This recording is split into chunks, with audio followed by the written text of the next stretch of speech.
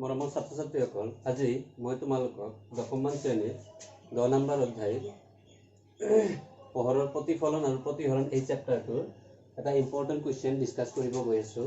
আৰু আজিৰ কুৱেশ্যনটো হ'ল যে গোলাকাৰ দাপোন এখনৰ ভাঁজ ব্যাসাৰ্ধ 20 চেণ্টিমিটাৰ। গোলাকাৰ দাপোন এখনৰ ভাঁজ ব্যাসাৰ্ধ 20 চেণ্টিমিটাৰ। ইয়াৰ ফকাল দৈৰ্ঘ্য নিৰ্ণয় কৰিব লাগে। এইটো চোৱা, এই প্ৰশ্নটো আমি নিৰ্ণয় কৰাৰ আগতে জানিব লাগিব যে গোলাকাৰ দাপোনৰ ক্ষেত্ৰত ভাঁজ ব্যাসাৰ্ধ নিৰ্ণয় কৰিব লাগে। এতিয়া আমি জানো গোলাকাৰ দাপোন দুই প্ৰকাৰৰ, হয়নে নাই? গোলাকাৰ দাপোন দুই প্ৰকাৰৰ, উত্তল আৰু অৱতল দাপোন। গতিকে আমি দুই প্ৰকাৰ দাপোনৰ ক্ষেত্ৰতে যদি ভাঁজ ব্যাসাৰ্ধ 20 চেণ্টিমিটাৰ লওঁ, তেতিয়াহ'লে তাৰ ফকাল দৈৰ্ঘ্য কি হ'ব নিৰ্ণয় কৰিব লাগে। প্ৰথমতে আমি গোলাকাৰ দাপোনটো ধৰি ল'ম অৱতল। অৱতল হলে তাৰ ভাঁজ ব্যাসাৰ্ধ কিমান হ'ব আৰু উত্তল হলে তাৰ ভাঁজ ব্যাসাৰ্ধ কিমান হ'ব। এই চাবা, ধৰা হ'ল যদি গোলাকাৰ দাপোনখন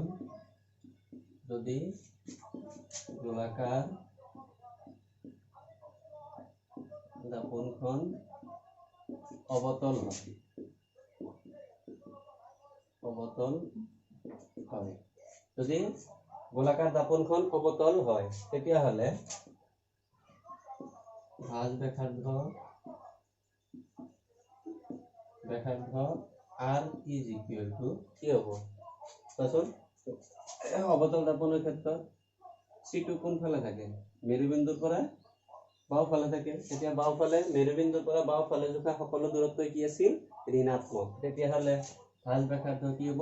-20 চেণ্টিমিটাৰ। আমি জানো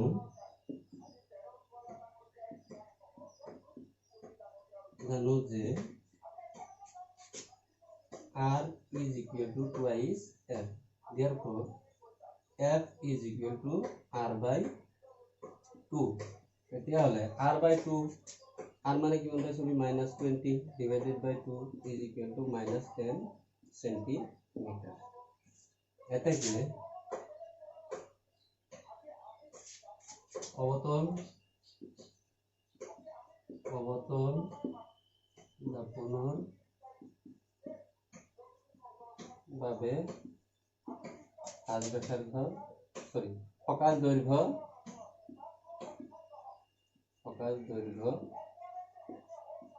-10 চেণ্টিমিটাৰ। আকৌ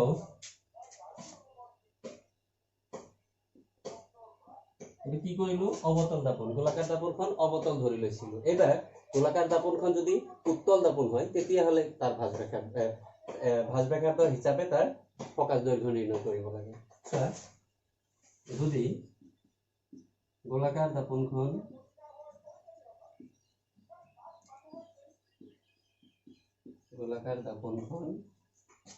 উত্তল হয়,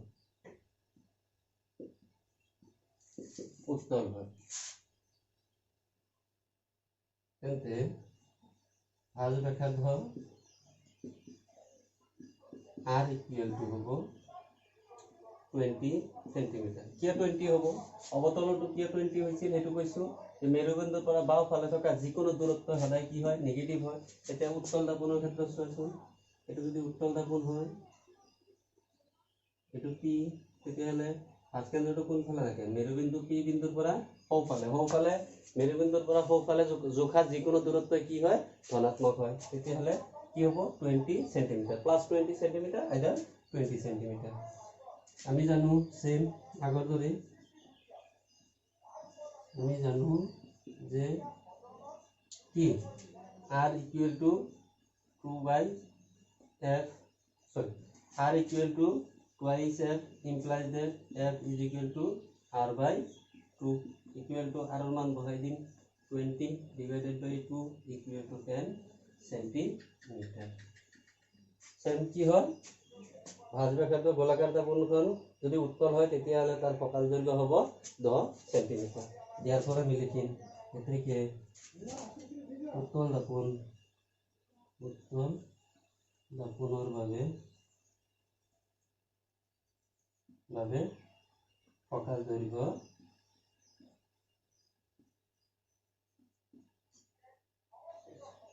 ফকাস দৈৰ্ঘ্য 10 সেন্টিমিটাৰ